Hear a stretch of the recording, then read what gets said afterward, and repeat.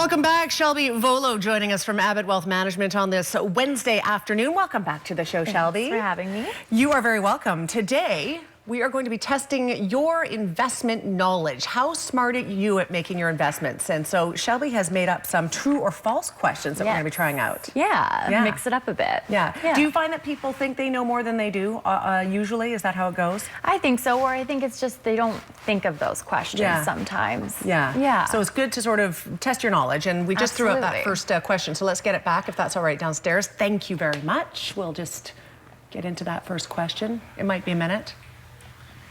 Here it is. There it is. Okay, is it true or is it false? When my investments are down, I should immediately transfer it to a fund that has been performing well that year. So what do you think the answer is? No, I know that's false. You are right. Yes. So actually, when the markets are down, that's when you should be investing because they are at a discount, so to speak. So for example, you go look for a dishwasher, you see it's $800, it's too expensive for you. You wait 2 months, you see that same dishwasher on for $6.99. You're obviously going to buy it now because it's on sale.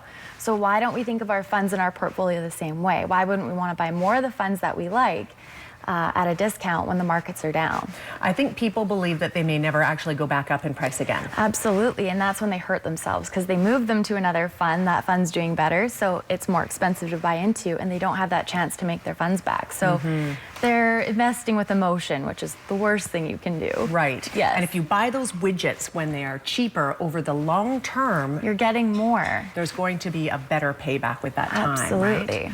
Okay, let's go on to the second question. True or false? Investing is too risky and your savings should be kept inside your bank account.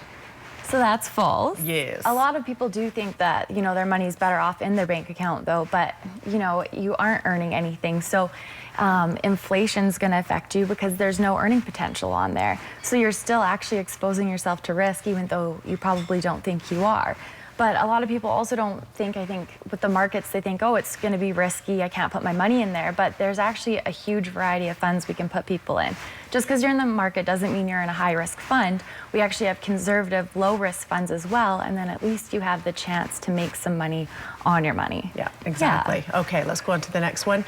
True or false, financial statements are difficult to read and understand. True? Yes. They are true. That is true. I would agree. They are difficult and sometimes misleading. Yes, I get those big manila envelopes in the mail once a month, and it's like reading Chinese. Yeah, you're like, I don't even want to read it. Yeah, it's scary. And I actually don't think, I think we have those quarterly statements. I don't really think that we need to be reading those. I would recommend reading semi-annual and your annual statements because the markets are always going to fluctuate on those quarter statements.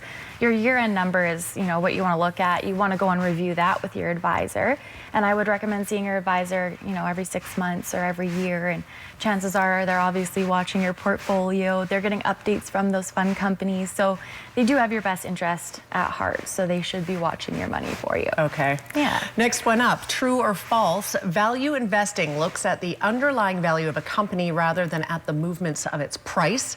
Investors should only invest in what they believe they can hold forever. I don't know the answer to this. It's true. It's true. And actually, Warren Buffett said that. And he kind of changed the way that we invest today. So he was very huge in the finance industry.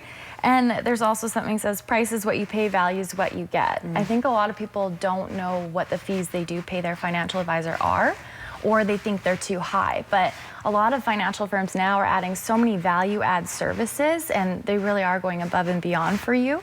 And I think sometimes you have to look at all those extra services they're adding to show value for what you're getting paid. But sometimes that's not explained to them, or, you know, every financial firm's different. So that's something you want to talk to your advisor about. Absolutely, and they should be as transparent as they can about that as well, so you feel comfortable. Definitely. Okay, here's the next one. Is it true or is it false? I don't earn enough money to invest. Of course, that is false, because even if you do a little bit every month, you're ahead. Exactly, just like my other segment, you know, whatever you can invest is helpful. $20 a week, it's going to get you somewhere. A little goes a long way over time. So even, you know, $20 a week off your paycheck, it helps. Yeah. Okay, next one up. True or false, one spouse should handle all of the finances entirely, even when it comes to our personal investments.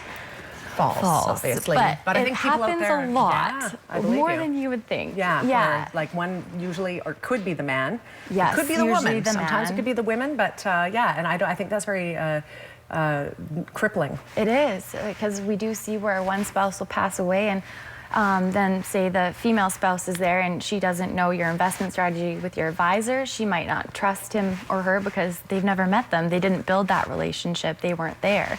So I think you should always be involving each other, going to the meetings together, and making decisions as a unit so you both know what's going on and what your goals are.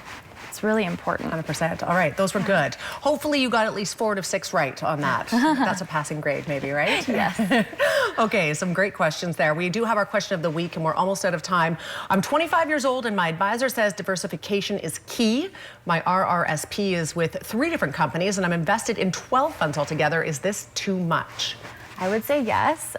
Quantity is not quality. So if you're that age, you probably don't have quite as much to invest as someone a bit older than you. So you could focus on one company and diversify yourself in maybe 2 to 3 funds and, you know, depending on your risk tolerance. But there's global funds, income funds, dividend paying funds. So you can definitely diversify yourself without all of those funds being put in there to make things more confusing. Absolutely too complicated. Yes. Okay, all right. Great information today. Lots of information, Shelby. Yeah, thank you. You're welcome. If you have questions for Shelby or anyone on the Abbott Wealth team, of course, you can go to their website or phone them directly, 372-3736. We're back with Steph C. after a break. Stay with us.